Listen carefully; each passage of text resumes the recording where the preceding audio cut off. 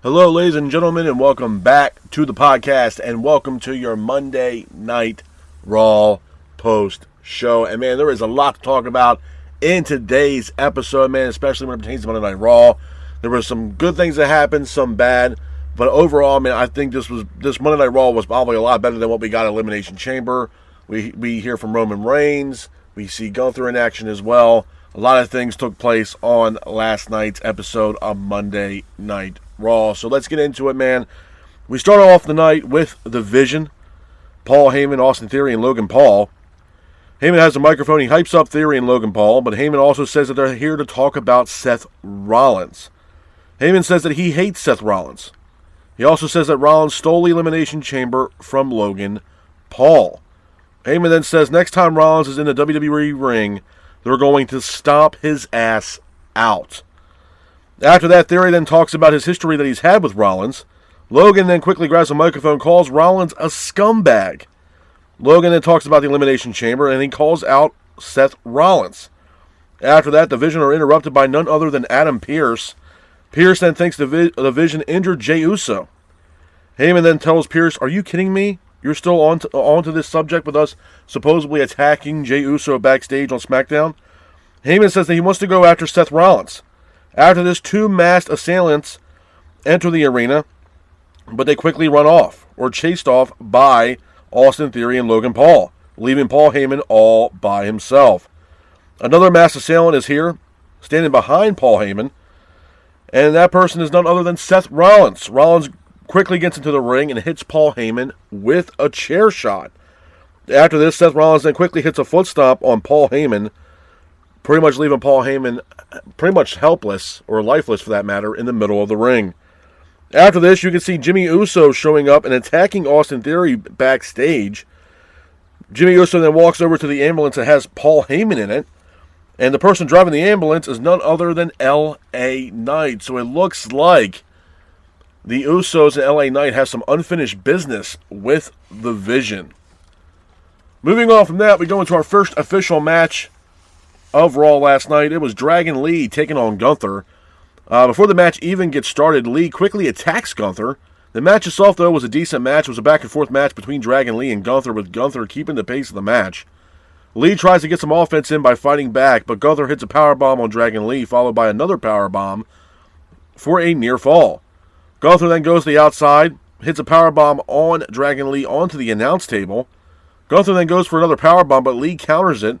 But then Gunther applies a sleeper hold on Dragon Lee. Gunther ends up taking off the mask, and your winner of the match is Gunther. Hats off to Gunther for getting the win in this matchup. Moving on from that, we have the newly crowned Women's Intercontinental Champion AJ Lee in the ring. AJ Lee talks about winning the Women's Intercontinental title at the Elimination Chamber. She also talks about the fans and praises the fans as well. AJ says that she has proven that she is championship material. She also mentions WrestleMania, but she says she's not going to wait that long to defend the title. AJ says that she wants to be a fighting champion, so pretty much AJ throws out an open challenge for any woman in the back for the Women's Intercontinental title. So it looks like AJ Lee wants to be a fighting champion. Moving on from that, we go into our next match of the night. It is OG Americano taking on Rayo Americano. The match itself, I thought, was a good match. It was a back-and-forth matchup between OG Americano and Rayo, with OG Americano keeping the pace of the match. Americano hits a Hurricane Rana, followed by Rayo and Americano both exchanging in the middle of the ring. Americano hits a senton off the apron, taking out Rayo, followed by Americano applying an ankle lock in the ring, but the hold is quickly broken. Americano then attacks Bravo, who was ringside. Rayo then hits a diving headbutt onto Americano for a near fall. Bravo then attacks Americano, but OG Americano hits a German suplex into a pin, pins for the 3, and your winner of the match is OG Americano. Hats off to OG Americano for getting the win in this matchup. And moving on from that, we see a familiar face that we haven't seen in quite some time. Rusev. Rusev comes out to the ring. He is standing on the announce table, and Rusev says that he is tired of Obafemi, and he's tired of the Obafemi chants. Rusev says that he is done with Obafemi. He wants to fight Obafemi right now. After that, Rusev is interrupted by none other than Obafemi. Oba Femi comes out to the ring. Oba says that he's tired of talking. Stop talking and do something about it. Rusev then rushes into the ring. Oba Femi and Rusev have a stare down the middle of the ring, with Oba Femi and Rusev both exchanging in the middle of the ring. Some interesting stuff there between Rusev and Oba Femi. Moving on from that, we have Jimmy Uso taking on Austin Theory. I thought this was actually a decent match. It was a back-and-forth matchup between Jimmy Uso and Austin Theory, with Theory keeping the pace of the match. Logan Paul is here, but Jimmy quickly attacks Logan Paul, and the match ends in a disqualification. Logan Paul and Theory then attack Jimmy Uso. Jey Uso comes out to the ring with a crutch. Jey then attacks Logan and Theory, and the Usos hit a 1D on Austin Theory in the middle of the ring. So like I said before, looks like the Usos have some unfinished business with the Vision. Moving on from that, we have an Intercontinental title matchup. It is Dominic Mysterio defending the Intercontinental Championship against Penta. The match itself, I thought, was actually a really good matchup, man. It was a back-and-forth matchup between Penta and Dominic Mysterio, with Penta keeping the pace of the match. Penta and Dominic both exchange in the middle of the ring, with Penta hitting a Hurricane Rana on Mysterio in the middle of the ring. Mysterio then gets up, hits a 619 on Penta, but Penta gets up, hits a Penta driver on Mysterio for a near fall. Penta then goes shoulder first into the corner. Dominic then goes to the other side of the ring, where JD McDonough and Finn Balor were sitting during this match. And Mysterio then asked JD McDonough for the ring bell hammer. JD then goes over, grabs the hammer, he goes to give it to Dominic Mysterio, but he's interrupted by Finn Balor. Finn tells JD no, that Dominic Mysterio has to win this match on his own. McDonough looks confused, doesn't really know what's going on in the head of Finn Balor. But this allowed Penta to capitalize on the distraction, with Penta taking out the Judgment Day, who were ringside. And then Penta hits a Mexican Destroyer on Dominic Mysterio in the middle of the ring, pins for the 3, and your winner of the match and new Intercontinental Champion is Penta. Hats off to Penta for getting the win in this matchup. And rounding out the night, we have Roman Reigns. Roman Reigns comes out to the ring, grabs a microphone. He asks the fans to acknowledge him. But after that, Roman is quickly interrupted by the World Heavyweight Champion himself, CM Punk. Punk comes out to the ring, asks Roman, "Why are you so angry?" Roman then asked if Roman's tweet pissed CM Punk off. Punk says no, he doesn't really care about what people say about him on Twitter. Punk says that Roman is right, though. "I'm tired of carrying Roman's bullshit to WrestleMania." Punk then talks about the Shield. He also mentions WrestleMania. Punk says at the end of the day, he's in Roman's head, and that Roman is chasing after him. Roman says that without the title, though, Punk is not on his radar.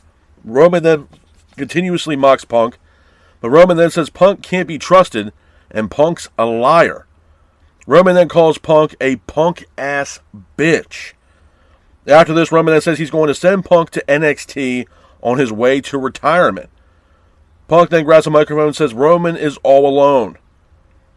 He also says that Roman is in the main event because of him.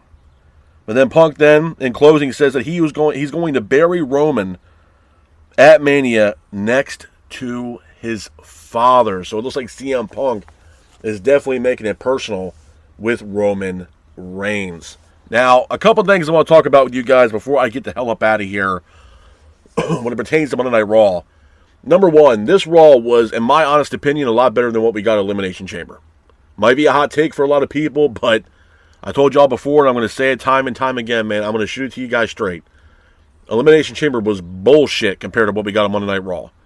There was more story intrigue, more excitement, and we got a little bit more, I would say, story-ish going into this year's WrestleMania besides CM Punk and Roman Reigns. So I want to start off and quickly talk about what happened with the kickoff of the show, man. We've seen the Vision come out to the ring.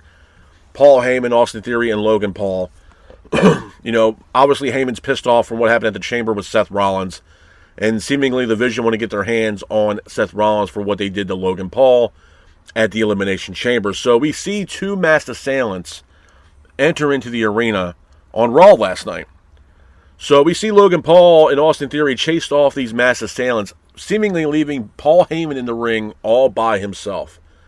With no backup, no Theory, no Logan Paul, no Bronson Reed, no Braun Breaker. Paul Heyman is all by himself.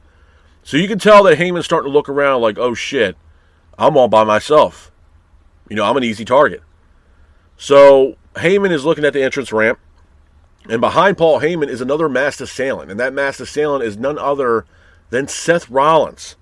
Rollins enters the ring. He ends up hitting Paul Heyman with a chair shot, followed by a vicious foot stomp landing on Paul Heyman, leaving Paul Heyman helpless in the middle of the ring.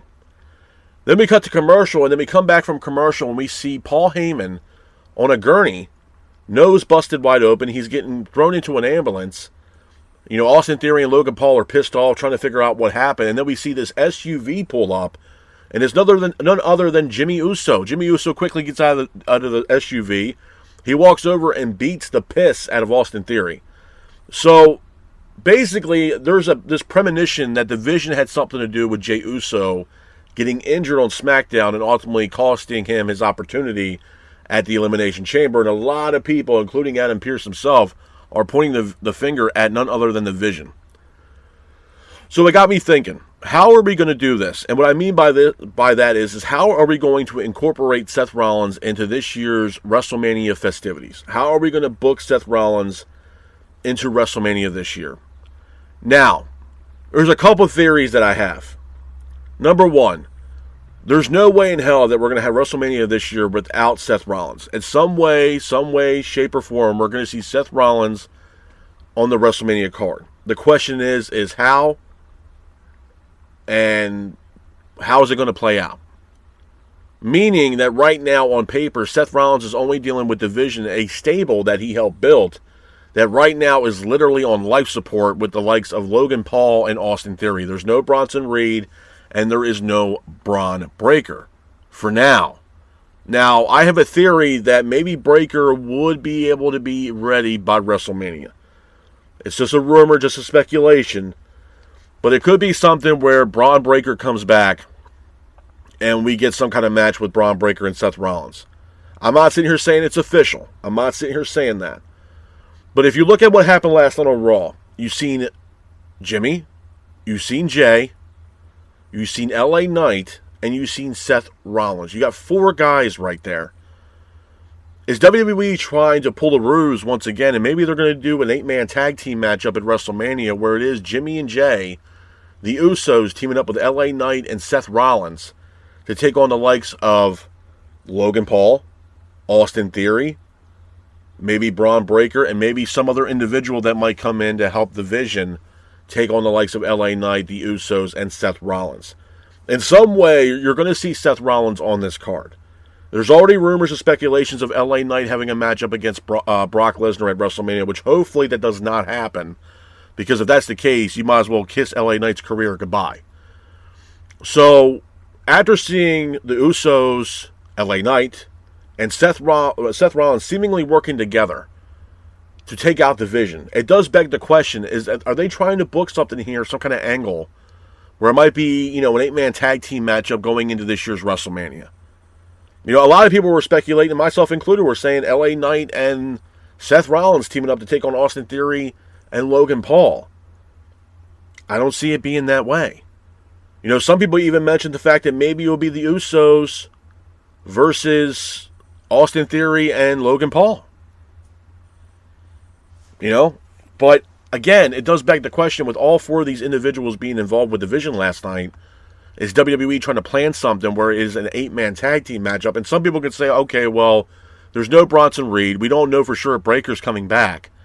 That's a lot of, speculation of Braun Breaker coming back from injury to be a part of a tag team matchup that on paper would be 4 against 3. So who would be added to the Vision to take on these 4 gentlemen? Now, again, conspiracy theorists out there, it is kind of ironic that there was news that broke not too long ago that Paul Heyman had reached out to none other than Karrion Kross.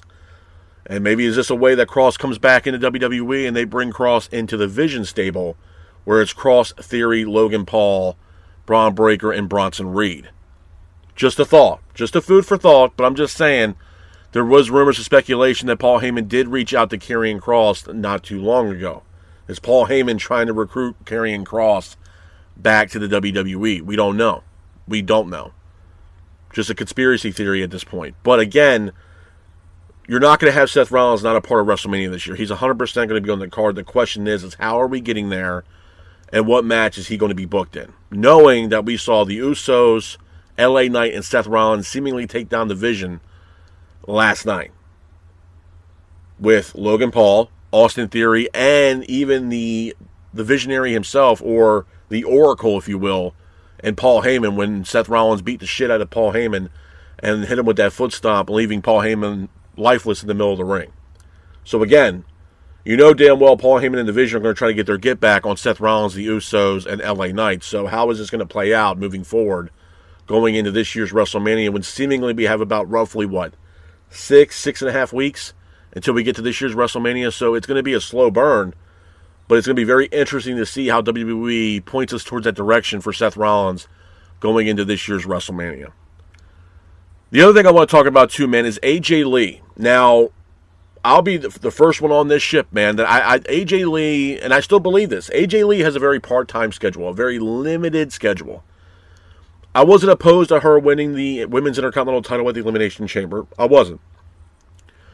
But I also, in my heart of hearts, believe that I don't see her having a very long title reign.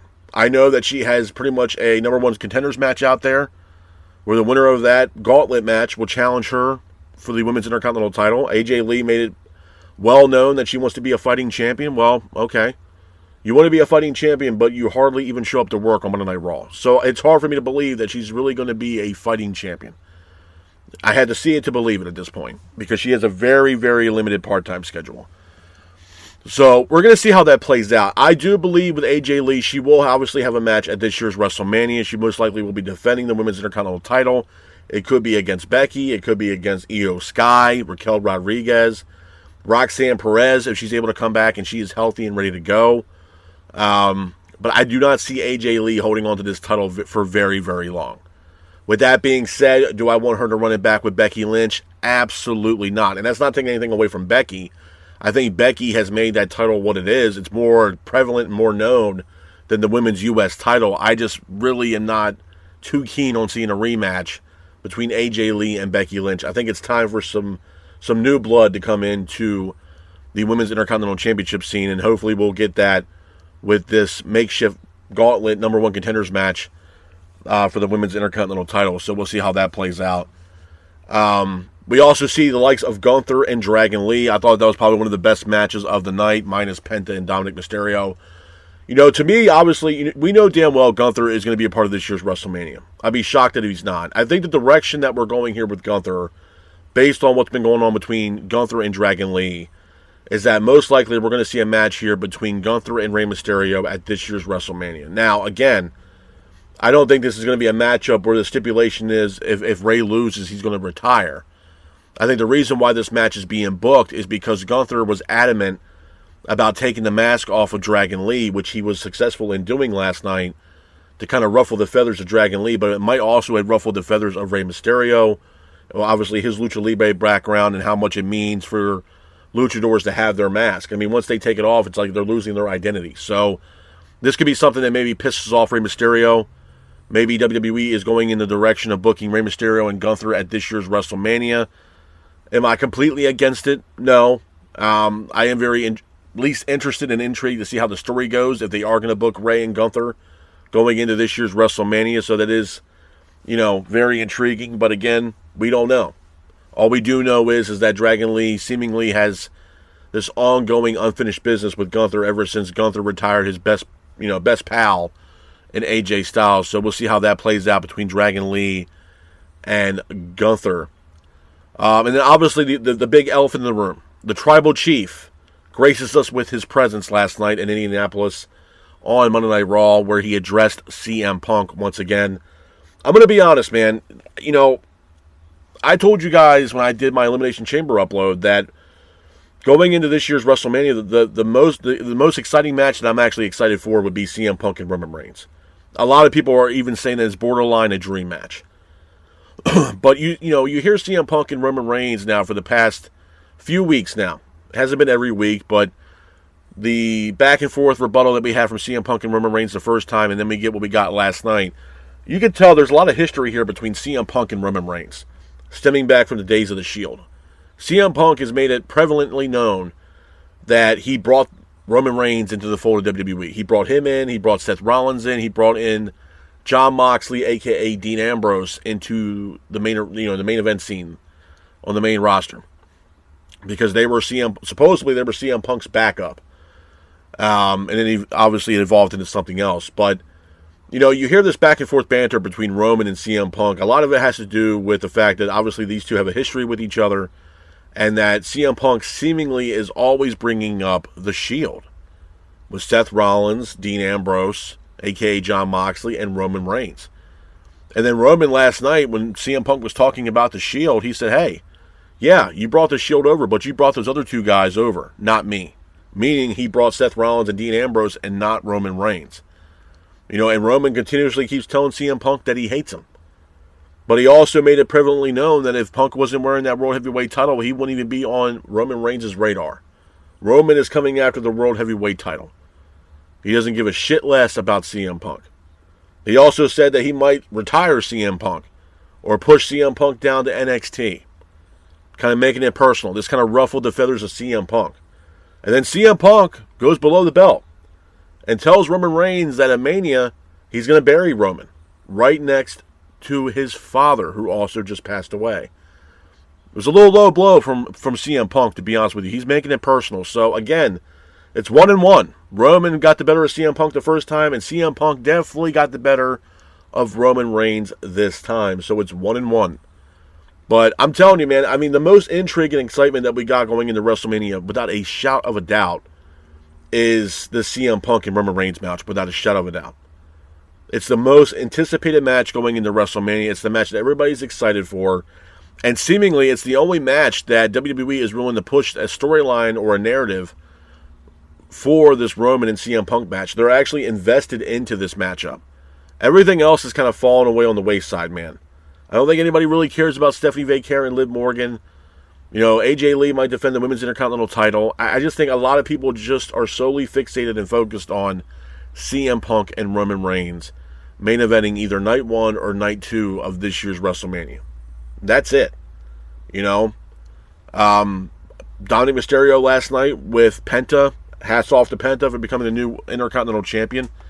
But there is intrigue with that. And the main intrigue with that would be Finn Balor. I think Finn is on his way out. I think there's going to be something on the line where Dominic Mysterio, JD McDonough have words with Finn, and JD and Dominic talk, the rest of the clubhouse with Liv, Morgan, Roxanne, and Raquel, and they all come to a decision to kick out Finn Balor.